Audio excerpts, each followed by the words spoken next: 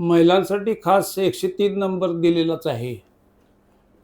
बरोबर. रात्री अपरात्री कोणतीही एक महिला रस्त्याने जात असेल आणि तिला कोणता पण क्रेट निर्माण होईल, तिला कसली भीती निर्माण झाली, तर हां. तिने तिच्याबरोबर असलेला तिच्याकडे असणाऱ्या मोबाईलवरून 103 ला कॉल केला तरी पण तिथे ताबडतोब पोलिसांची तिला कुमक पुरवली जाते. पूर्ण मुंबईमध्ये महिलांसाठी खास एक मोबाईल ठेवलेली आहे आणि त्या हां. मोबाईलवरती PSI दर्जाची लेडी ऑफिसर हं.